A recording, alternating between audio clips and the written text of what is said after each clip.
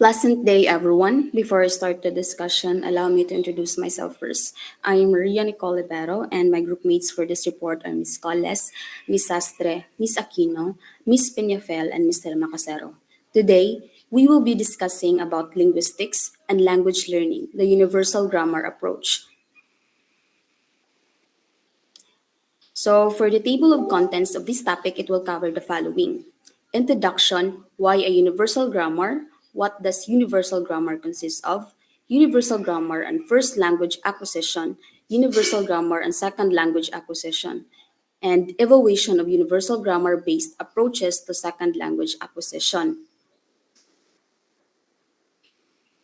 To begin with, as you can see in the slide, according to Chomsky 2000, in his statement, the idea meant to say that every language is formed through these two main factors, the initial state and the course of experience. Because when we say initial state, it refers to our natural ability to learn language, like a built in system in our brain called the language acquisition device. And this device takes what we hear as input and produces the language we speak as output. Say, for example, when a baby hears, say, mama and papa, so that's the input or the information the baby hears from the surrounding. And later, when the baby says mama or he is able to articulate the word mama, that's already the output. And the course of experience is the journey of how the baby learned the language through experience. So Chomsky points out here that in learning language, our mind helps organize what we hear.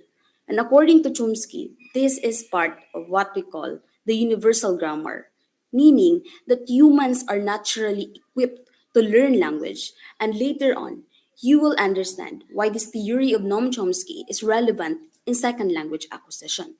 Now, let's proceed to the next slide. The main aim of linguistic theory is twofold.